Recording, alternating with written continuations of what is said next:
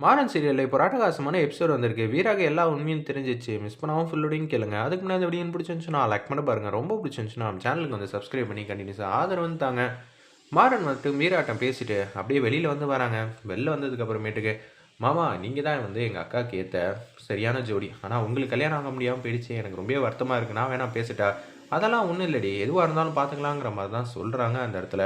நம்ப மாறன், உங்களுக்கு வருத்தமே இல்லையா? வருத்தமா தான் இருக்கு. இருந்தாலும் கடைசி நேரத்தில ஏதாவது மாறாதாங்கிற மாரி வெயிட் பண்ணிக்கிட்டே இருக்க வேண்டியதான். நீ ஃபீல் பண்ணாதன்னு சொன்னோனே பிருந்தா மட்டுக்கும் போறாங்க.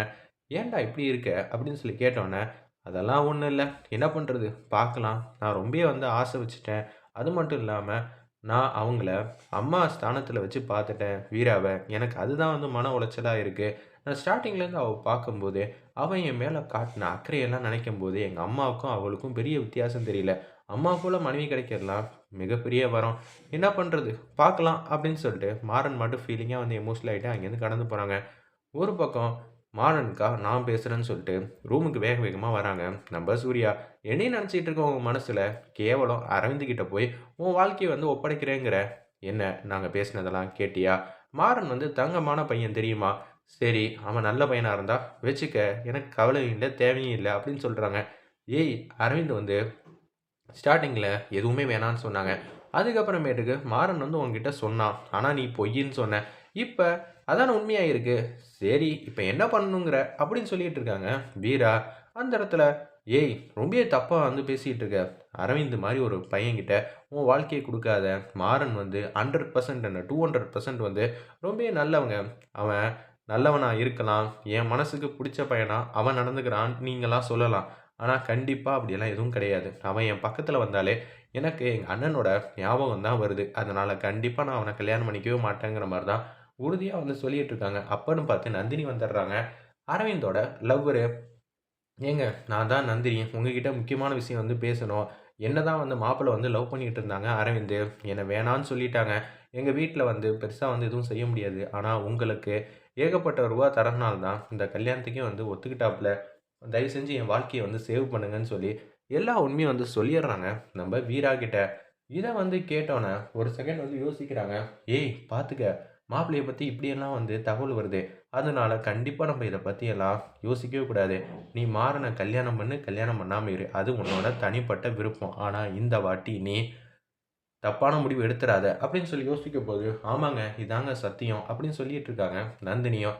வாசல்ல வந்து மாறன் வந்து யார்ட்டயோ பேசிட்டு இருக்காங்க. "ஓ! இது எல்லாம் சாரோட வேலை தானா?" அப்படின்னு சொல்லிட்டு, "மாறா இங்க வாயேன்." அப்படின்னு சொல்லும்போது, குடுகுடுன்னு வந்துடுறாங்க நம்ம மாறனும். அதே ஸ்க்ரீன்ல வந்து நிக்கிறாங்க.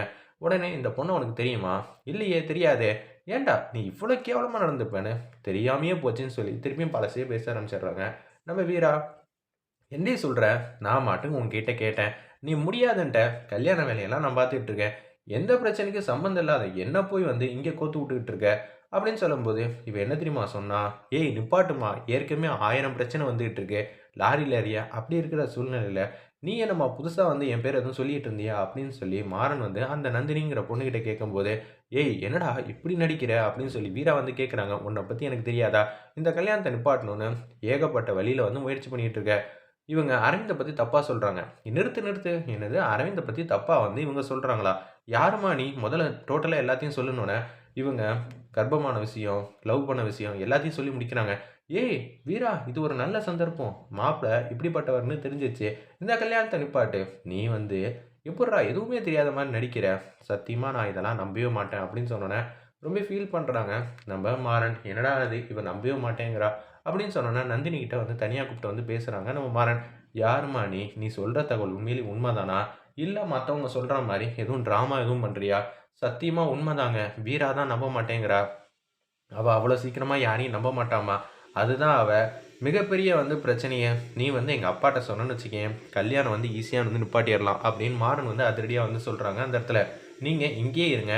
நான் மட்டும் போயிட்டு வந்துடுறேன்னு" சொல்லிட்டு மாறன் அந்த இடத்துல தப்பு பண்ணிட்டு, அந்த பொண்ணையும் கையோட கூட்டிட்டு போகாம, அந்த பொண்ண அங்க விட்டுட்டு அப்படியே வந்து மாறன் மட்டும் போறாங்க. ராமச்சந்திரன் கிட்ட முன்னாடி வந்து நிக்கிறாங்க. "அப்பா ஒரு முக்கியமான விஷயம் உன்கிட்ட சொல்லணும். வாப்பா" அப்படின்னு சொல்றாங்க. நடந்த விஷயத்த நான் சொல்லிடுறாங்க. "என்னடா சொல்ற? அந்த பொண்ணு இப்படியெல்லாம் சொன்னுச்சா?" அப்படின்னு சொல்லும்போது, அரவிந்தோட 2 அசிஸ்டன்ட் ரைட்லயும், லெஃப்ட்லயும் வந்து நிக்கிறாங்க. அந்த பொண்ணுக்கு பக்கத்துல, நந்தினிங்கிற பொண்ணுக்கு பக்கத்துல. அவங்க வந்து அசந்து வந்து தூங்கிடுறாங்க. அப்படியே வந்து கூட்டிட்டு போயிடுறாங்க. ராமச்சந்திரன் அந்த இடத்துக்கு வந்து பார்க்குறப்ப அந்த பொண்ணு அங்கே இல்லவே இல்லை. ஏன்னா அரவிந்தோட அசிஸ்டன்ட் தான் கூட்டிகிட்டு போயிட்டாங்களே. அதனால தான் நந்தினி வந்து அந்த இடத்துல இல்லவே இல்லை. ராமச்சந்திரன் கிட்ட வந்து பேசுகிறாங்க நம்ம மாறன். அப்பா இங்கே தான் இருந்தா, என்னடா திருப்பி வந்து ஆரம்பிச்சிட்டு அதுவும் காலையிலேயே வா அப்படின்னு சொன்னோன்னே, இல்லைப்பா எந்த பிரச்சனையும் இல்லைப்பா, உண்மையிலேயே அந்த பொண்ணு சொன்னா, வேறு வேலை இருந்தால் பாடுறான்னு சொல்லிட்டு ராமச்சந்திரன் மாட்டுக்கு அங்கேருந்து கடந்து போகிறாங்க. இங்கே தானே இருந்தா அப்படின்னு சொல்லி யோசிச்சுட்டு இருக்கிறப்ப சூர்யா வந்துடுறாங்க. சரியான சந்தர்ப்பம் கிடச்சிருக்கு. அந்த பொண்ணை உங்கள் அப்பாவுக்கு முன்னாடி வந்து நிப்பாட்டு வச்சு எல்லா உண்மையும் சொல்லிட்டா வீரா வந்து முட்டாள்தனமாக யோசிக்கலாம். ஏன்னா நீ வந்து லவ் பண்ணியிருக்க, ஏதாவது பண்ணி அந்த கல்யாணத்தை நிப்பாட்டுவேன்னு அவளாக வந்து முடிவு எடுக்கிறா. இந்த சுச்சுவேஷனை நம்ம சரியான முறையில் பயன்படுத்தணும். அந்த பொண்ணு எங்கே? அந்த பொண்ணு தாங்க ஆரம்பத்துலேயே நான் தேடிக்கிட்டு இருக்கேன், இங்கே தான் நிற்க சொன்னேன், எங்கள் அப்பாவை கூட்டிகிட்டு வரதுக்குள்ளே காணும். இது எல்லாம் அரவிந்தோட வேலையாக கூட இருக்கலாம். நீ மண்டபம் ஃபுல்லாக தேடு சரியா அப்படின்னு சொன்னோன்னா மண்டபத்துக்குள்ளே வெளியே எல்லா இடமும் தேடிக்கிட்டே இருக்காங்க. எங்கேயுமே வந்து காணோம். மாப்பிள்ளை மாட்டுக்கும் அரவிந்த் வந்து மண்டபத்துக்குள்ளே வந்துக்கிட்டே இருக்காங்க. அந்த பொண்ணை காணுங்கிற சமகோகத்தில் வந்து இருக்காங்க மாறன். அப்படியே ஆர்த்தி எடுக்கலான் இருக்கிறப்ப எல்லாரையும் தட்டி விட்டுட்டு மாறன் வந்து டிஷம்னு வந்து அரவிந்தை போட்டு அடின்னு அடிக்கிறாங்க. அரவிந்தால் சமாளிக்கவும் இல்லை. ராமச்சந்திரன், ராகவன் எல்லாரும் என்னப்பா நீ இப்படி பண்ணிகிட்டு இருக்கேன்னு சொல்லி தடுக்க பார்க்குறாங்க. சும்மானு இருங்க, இவனோட உண்மையான முகம் எல்லாமே இப்போ தானே தெரிஞ்சிச்சு. நாங்கள்லாம் யாரையும் வந்து இவனெல்லாம் சும்மா விடக்கூடாது. அப்பா அதான் சொன்னல அப்பயே அப்படின்னு சொல்லும்போது, என்னடா கேள்விப்பட்டீங்க அதுவும் என் பையனை பற்றின்னு மாப்பிள்ளையோட அப்பா வந்து கண்ணா அம்னான்னு திட்டிகிட்டு இருக்காங்க. இவன் பண்ணி வச்ச செயலுக்கு நான் என்ன சும்மா இருப்பேன்னு நினச்சியாடா? இல்லை இந்த விஷயத்த வந்து மறைச்சிட்டு நீ வீராகலத்தில் தாலி கட்டலான்னு பாத்தியா அப்படின்னு சொல்லி கேட்கும்போது ஜெயலட்சுமி வந்து கேட்குறாங்க, என்னாச்சு தம்பி அப்படின்னு சொல்லும்போது பார்த்தா இது எல்லாம் அரவிந்தோட ட்ரீம் மாதிரி தான் தெரியுது. மாறனுக்கு எல்லா விவகாரமும் தெரிஞ்சிச்சு. அவன் ஓவராக வந்து நக்கல் பண்ணுவான். அதுக்கு முன்னாடி நம்ம இந்த பிரச்சனையை வந்து சமாளிச்சே ஆகணுங்கிற மாதிரி இருக்கிறப்ப அரவிந்தோட அசிஸ்டன்ட் வந்து பேசுகிறாங்க. தம்பி நீங்கள் சொன்ன மாதிரியே வந்து நாங்கள் அந்த பொண்ணை கூட்டிகிட்டு போயாச்சு இந்த மண்டபத்தை விட்டு. அதனால் நீங்கள் கவலைப்பட வேண்டிய அவசியம் இல்லை, தேவையும் இல்லைங்கிற மாதிரி சொல்லிடுறாங்க. துணை மாப்பிள்ளை இல்லைன்னா எப்படி அப்படின்னு சொல்லி இனிமேட்டு ஆதாரம் எதுவுமே இல்லைல்ல. அதனால தான் அரவிந்த் வந்து சும்மா வந்து தும்புரா வந்து நடந்துக்கிற மாதிரி காட்டுறாங்க அந்த சீனில். உன்னை துணை மாப்பிள்ளையும் வந்தாச்சுல, இவருக்கும் கழுத்தில் மாலை போடுங்க, அப்போ தான் மாப்பிள்ளைக்கு ஈக்குவலாக அவர் இருப்பாருன்னு சொல்லி மாலையை வந்து வாலண்டரியாக வந்து அரவிந்தே வந்து மாறனுக்கு வந்து வாங்கி தராங்க. செமையாக வந்து முறைக்கிறாங்க. டேய் உனக்கு எல்லா உண்மையும் தெரிஞ்சிச்சுன்னு தெரியும், இப்போ என்னங்கிற என்ன தான் உன் பிரச்சனை அப்படின்னு சொல்லி அரவிந்த் வந்து கேட்குறாங்க. என்னமோ சொன்னேன், கடைசி நேரத்தில் எல்லாமே மாறும், கடைசி நேரத்தில் நான் தான் தாலி கட்டுவேன், வீரா வந்து உன்னை எந்திரிச்சு வெளியில் போனேன், என்ன பார்த்து இந்த அரவிந்தை பார்த்து சொல்லுவான்ல, பார்த்துக்க மாறா நீயும் தலையில நின்று தண்ணி குடிக்கிற, ஆனால் எதுவுமே உனக்கு சாதகமாக நடக்க மாட்டேங்குதே, ரொம்ப ஆசைப்படலாம் அதுக்குன்னு இப்படியா மாறா, இப்படியெல்லாம் நீ ஆசைப்படலாமா? ஐயோ ஐயோ சரி வாங்கடா துணை மாப்பிள்ளையை ஓவராக கிண்டல் பண்ணக்கூடாது, எனக்கு மட்டும்தான் அந்த அதிகாரம்லாம் இருக்குன்னு அரவிந்த் வந்து அப்படியே ஸ்டேஜில் ஏறி அப்படியே அந்த மணமேடைக்கு பக்கத்தில் வந்து உட்காடுறாங்க. மாறனும் வந்து உட்காந்துக்கிட்டு இருக்காங்க.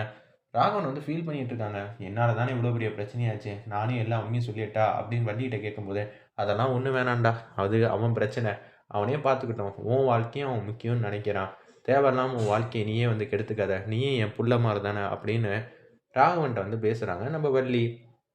மணமேடைக்கு வந்துக்கிட்டு இருக்காங்க. இந்த கல்யாணம் எப்படி நிற்க போகுது?